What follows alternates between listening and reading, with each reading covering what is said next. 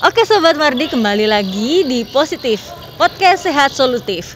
Ibu Fitri, saat ini kan banyak banget ya Bu, yang seperti fenomena gunung es ya, banyak kekerasan pada anak. Nah, bagaimana Speksham melihat hal ini Bu? Yang pertama memang cukup prihatin ya. Artinya prihatin itu di satu sisi kalau banyak kasus yang kemudian tersampaikan, berarti kan kesadaran masyarakat ini mulai tinggi nih. Sudah mulai muncul. Iya, mulai muncul. Ya, betul. Dulu yang diam, malu, silent gitu kan, kemudian sudah mulai berani nih. Gitu. Ya, okay. Itu yang ditangkap secara positif gitu. Tetapi kemudian ada hal-hal yang kemudian harus ditindaklanjuti ya terkait dengan proses fenomena saat sekarang gitu. Upaya yang terpenting itu adalah preventifnya, gitu kan. Bagaimana mesti dilakukan dan oleh siapa sih sebenarnya, gitu kan? Ya satu oleh pemerintah, kedua oleh keluarga, begitu kan. Ketiga adalah bagaimana situasi sosial yang ada atau lingkungan sekitar, gitu kan. Karena ini proses terjadinya kekerasan itu kan nggak tunggal. Betul. Pasti ada hal-hal yang kemudian terjadi sebelumnya. Ya, melatar belakangi. Betul. Gitu ya. Baik lingkungannya, begitu kan. Baik bagaimana kondisi keluarga, gitu kan. Pola asuh di dalamnya, begitu kan. Lingkungan, situasi keluarga, kebijakan yang ada, kemudian yang menaungi, begitu kan. Ini ada hal-hal yang mensupport di dalamnya, gitu. Itu yang kemudian harus menjadi perhatian semua, begitu. Bagaimana akses kalau saat sekarang kan yang namanya dari anak kecil, gitu kan, kemudian sampai mungkin dia nggak bisa baca tulis, gitu kan, udah nih pegang gadget. Oh iya. Ya, langsung lanjut nih ke tempat Dokter Nono.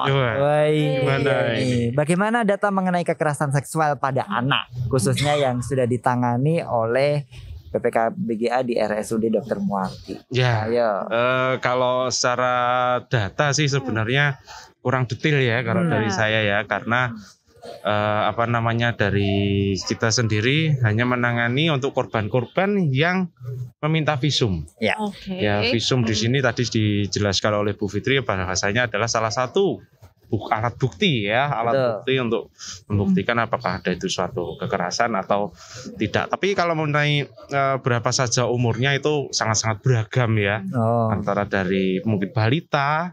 Ada balita. Wah, balita ada ini Mas ya, jadi termasuk dalam kekerasan seksual ya, tapi walaupun tidak dengan suatu penetrasi ya, tapi itu ada suatu kekerasan yang pemaksaan gitu ya Dok? Ya, pemaksaan sama ya tetap ke seksual ya. Nah ini Dok, saya tuh penasaran karena kan disebutkan balita ya Dok. Mereka kan ketemu orang baru aja kadang ada yang takut. Nah, selain penasaran, kepo juga.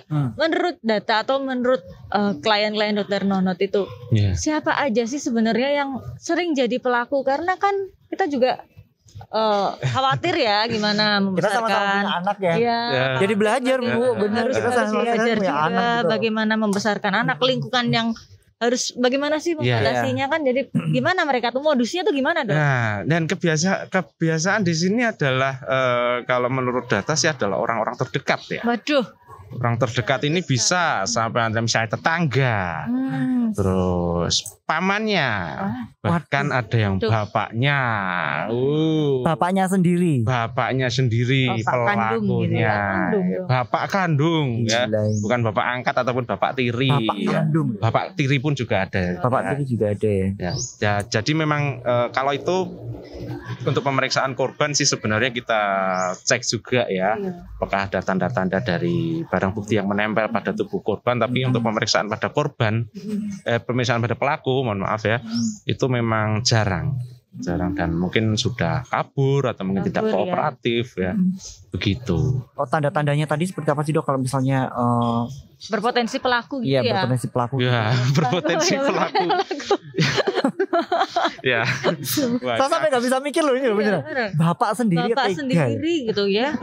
Ya, memang sebenarnya kita nggak bisa sih ya mencurigai pelaku itu agak susah ya. Tapi yang jelas bagaimana kita melindungi ya, melindungi korban, melindungi anak kita, melindungi anak-anak di sekitar kita. Itu sih yang penting. Kalau misalnya bagaimana cirinya, waduh, tuh besok tanya sama Bu Elina aja, psikolog Marti yang hits itu loh ya. Bisa kita datangkan ya. Bisa kita datangkan narasumber berikutnya. Bu Elina. Bu Elina ya. Oke, catat kita catat. Seperti kasus yang pernah di berita itu kan, yang di mall itu ibu-ibu dia gendong anak, bener nggak? Yang dia cuma dicolek langsung, akhirnya di kasus panjang termasuk juga. Termasuk colek gitu. Nah. Tapi karena ternyata dia mencolek banyak anak. Iya, jadinya kan akhirnya jadi itu tanda-tanda juga termasuk tanda-tanda dan itu colek-colek menyolek itu adalah salah satu tanda-tanda kekerasan seksual juga ya. Awalnya colek-colek bahaya, berikutnya memang harus waspada. Ibu memang seorang ibu atau keluarga harus concern itu ya dok. Nah ya. Itu yang kan itu kalau nggak salah di videonya ibunya sampai ngejar tuh, ngejar sampai ya? atas, sampai di atas ya. Dan di atas ternyata ada bapak lain yang gendong anak juga sama ngejar pelaku itu dok. Ya, jadi pelaku itu dikejar, kamu ngapain nyolek-nyolek karena saya. Ternyata dia betul nyolek banyak anak dan nyoleknya di tempat-tempat yang agak sensitif, di perut gitu ya. Di perut, di paha, di pantat. Nyolek anaknya apa ibunya? Nyolek anaknya. Dokter. Beda kalau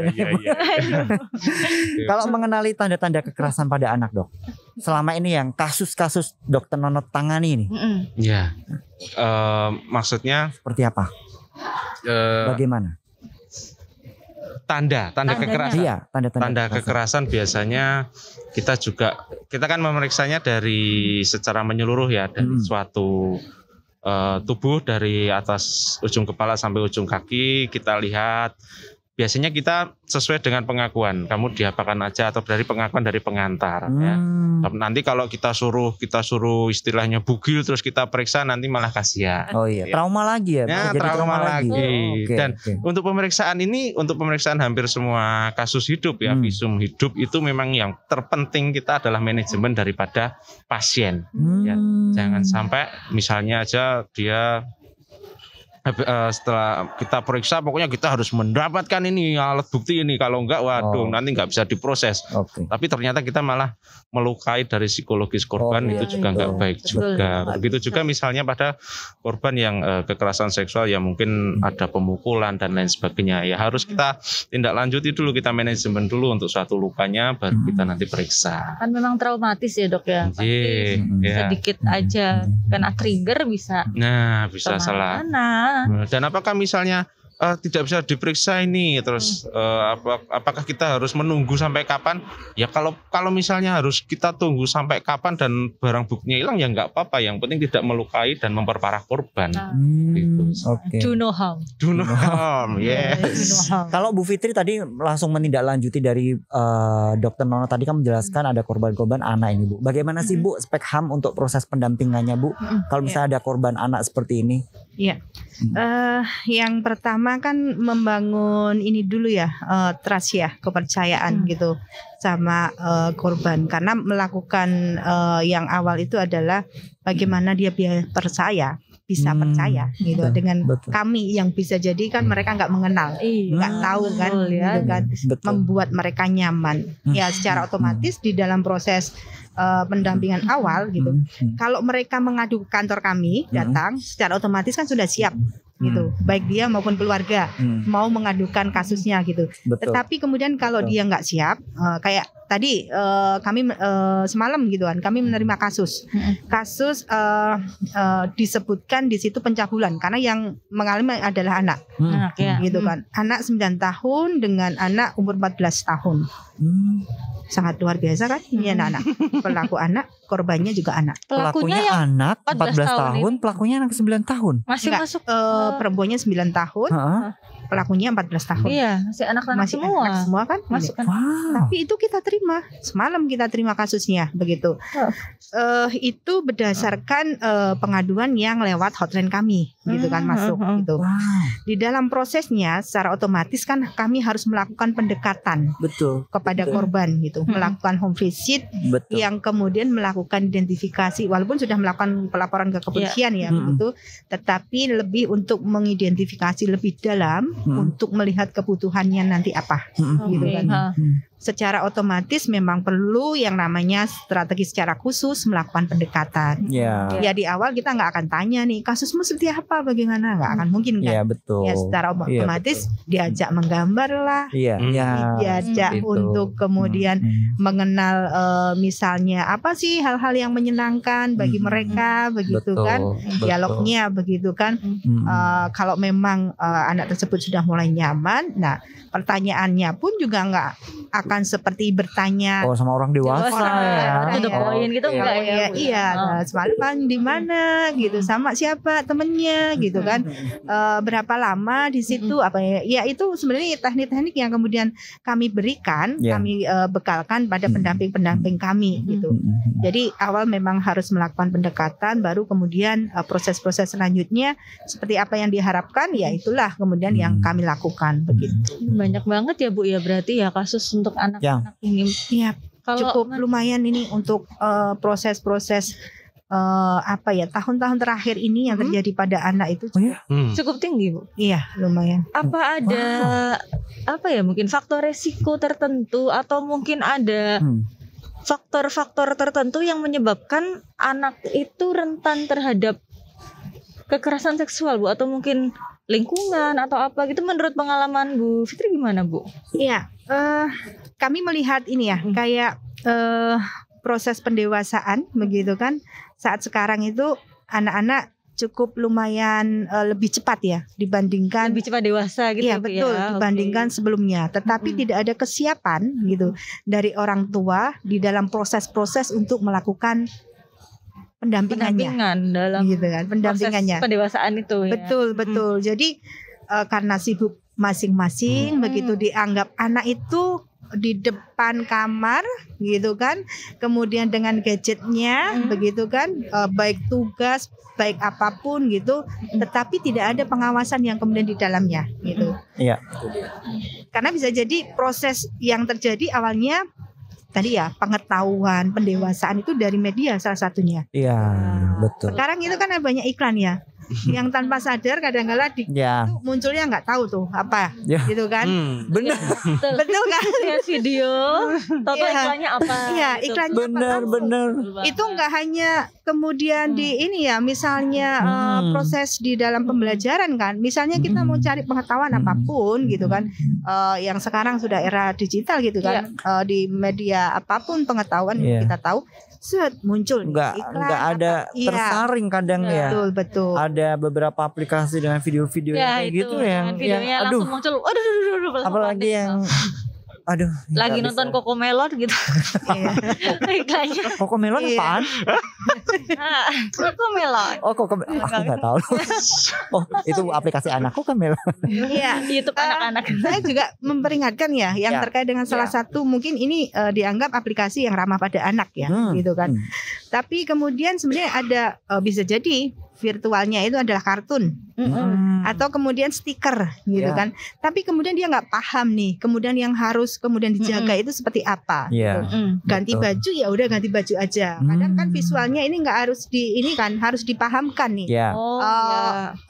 mana yang perlu kemudian ini dia perhatikan prosesnya di mana gitu, karena kadang-kadang nggak didampingi pahamnya itu, ya udah stiker aja sih, ya udah itu gambarnya mungkin